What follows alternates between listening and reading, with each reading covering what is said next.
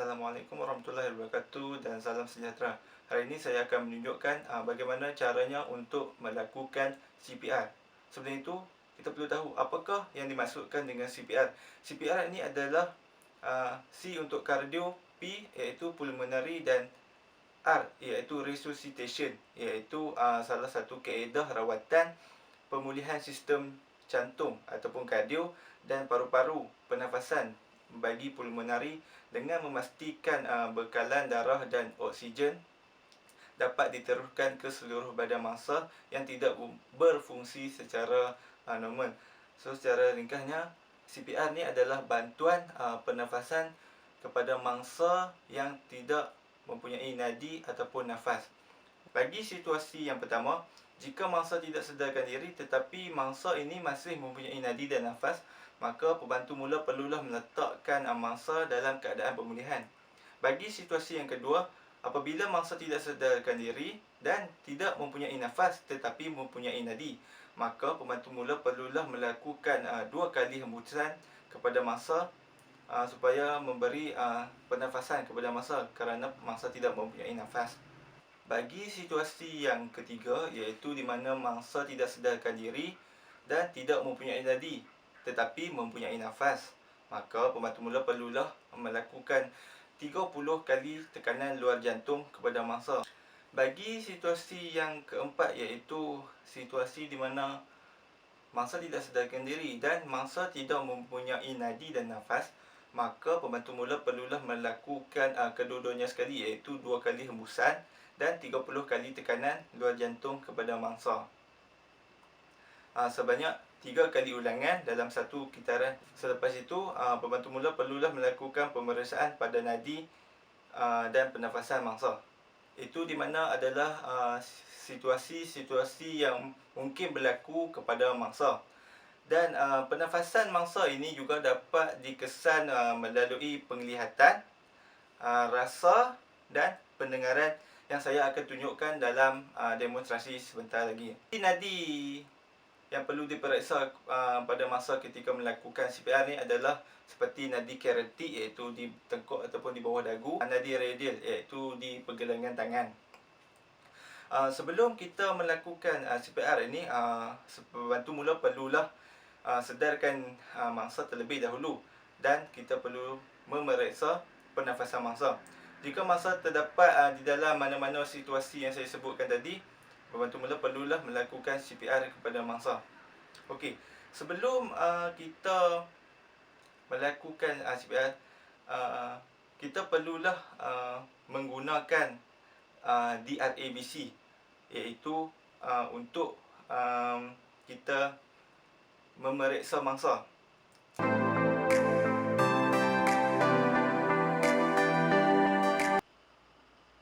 Untuk bahagian demonstrasi, saya akan menunjukkan bagaimana cara melakukan CPR mengikut situasi yang tertentu seperti saya sebutkan tadi. Bagi situasi di mana mangsa tidak mempunyai nafas tetapi mempunyai nadi, maka pembantu mula perlulah melakukan 2 kali hembusan untuk memberikan oksigen kepada mangsa. Untuk melakukan 2 kali hembusan pernafasan kepada mangsa, yang pertama kita perlulah mendongakkan kepala mangsa ataupun dagu mangsa ke atas supaya saluran pernafasan terbuka dan kita tutup hidungnya, kita buka. Semasa pembantu mula memberi pernafasan, bibir perlulah melitupi mulut mangsa supaya pengedaran laluan pernafasan itu lancar. Dan kita akan buat dongak dan hembus. Kita tengok. Ini adalah untuk melihat adakah bantuan pernafasan yang kita berikan itu sempurna. Hembusan yang kedua. Tengok. Dan kita cek nadi ataupun kita cek pernafasan dengan menggunakan penglihatan, rasa dan pendengaran, iaitu kita lihat turun naik dada, kita dengar bunyi nafas dan kita merasa hangatan daripada pernafasan mangsa.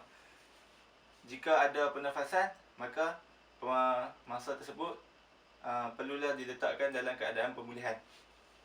Okey, untuk situasi yang seterusnya iaitu situasi mangsa mempunyai nafas tetapi tidak mempunyai nadi, maka kita perlulah memberi 30 tekanan luar jantung kepada mangsa.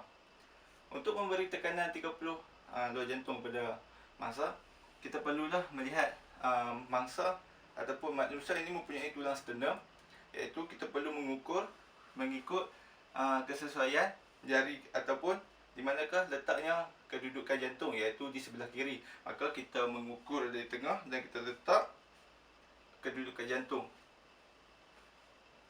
Okey, untuk memberi pembantu mula perlulah melutut dan mendongak sedikit ke hadapan supaya berat badan kita membantu untuk memberi tekanan luar jantung kepada mangsa.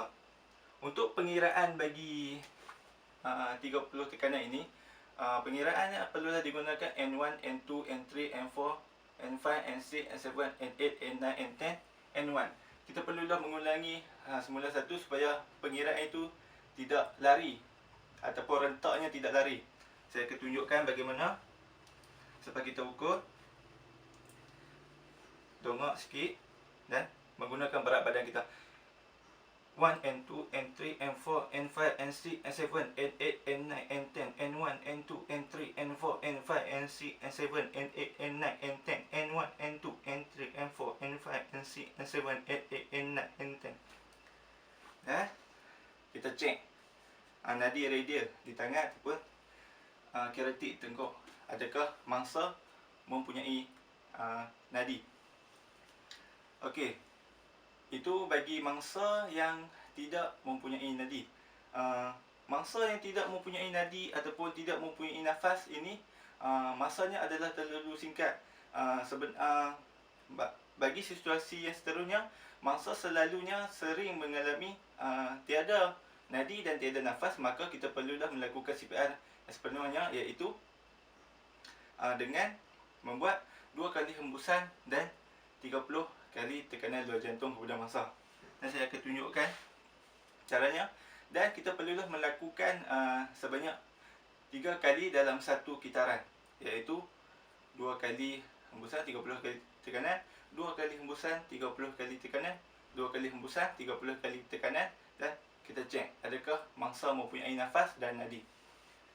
Okey, kita akan buatkan cara seperti yang saya tunjukkan tadi, iaitu tutup hidung mangsa, dongak, buka mulut mangsa dan kita memberi hembusan. Kita tengok dada mangsa, tiup. Tengok, bagi tekanan N1, N2, N3, N4, N5, N6, N7, N8, N9, N10, N1, N2, N3, N4, N5, N6, N7, N8, N9, N10, N1, N2, N3, N4, N5, N6, N7, N8, N9, N10.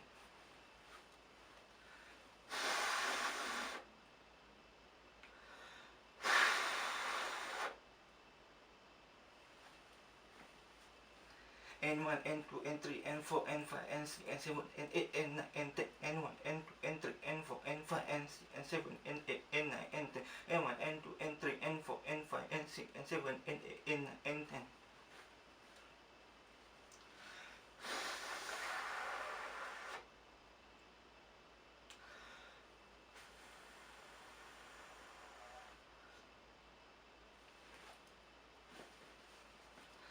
N1, N2, N3, N4, N5, N6, N7, N8, N9, N10, N1, N2, N3, N4, N5, N6, N7, N8, N9, N10, N1, N2, N3, N4, N5, N6, N7, N8, N9, N10. Lepas tu, kita perlulah cek nadi mangsa ataupun di radial ataupun di kinetik, dan kita perlulah tengok adakah mangsa mempunyai pernafasan, iaitu menggunakan penglihatan, pendengaran dan rasa. Jika mangsa sudah mempunyai nadi dan nafas, maka kita perlulah meletakkan mangsa dalam keadaan pemulihan.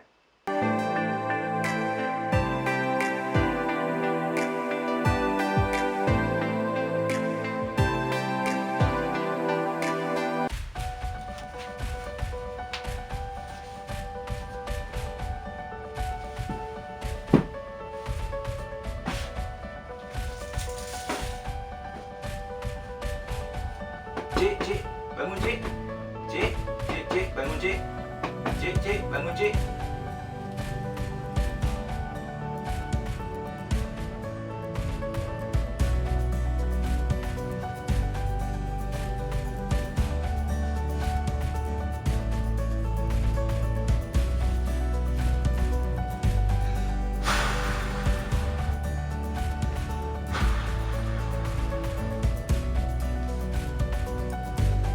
N1, N2, N3, N4, N5, N6, N7, N8, N9, N10, N1, N2, N3, N4, N5, N6, N7, N8, N9, N10, N1, N2, N3, N4, N5, N6, N7, N8, N9, N10.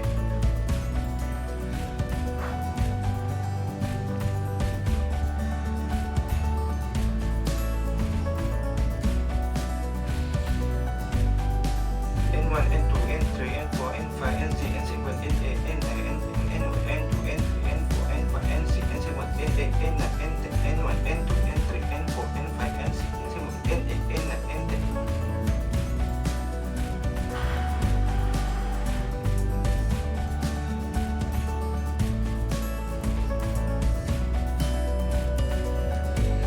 N1, N2, N3, N4, N5, N6, N7, N8, N9, N10, N1, N2, N3, N4, N5, N6, N7, N8, N9, N10, N1, N2, N3, N4, N5, N6, N7, N8, N9, N10.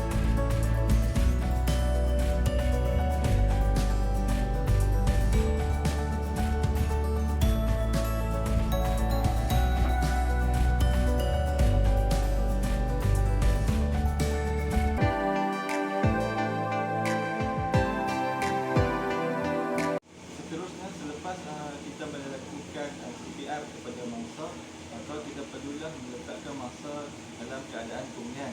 Dan saya akan menunjukkan cara bagaimana untuk meletakkan mangsa selepas memberi CPR dalam keadaan pemulihan. Pertama, kita perlulah meletakkan tangan kanan mangsa ke atas dan kita ambil tangan kiri mangsa ke sebelah kanan dan letak di sebelah pipi.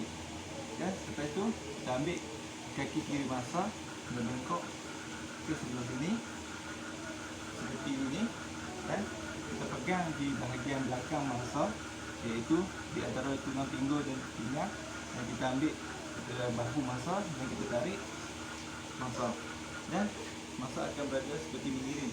Dan lepas itu kita akan periksa tangan kanan mangsa yang kita letakkan ke atas tadi supaya tidak terhimpit dengan bebanan badan mangsa, dan pada masa kita perlu betulkan supaya saluran pernafasan terbuka untuk memberi peredaran pernafasan kepada mangsa. Dan kaki mangsa yang kita bengkokkan tadi kita perlu lurus seperti gunting ini, dan kita akan letakkan mangsa seperti ini dalam keadaan pemulihan. Itu adalah keadaan pemulihan kepada mangsa selepas melakukan CPR kepada mangsa.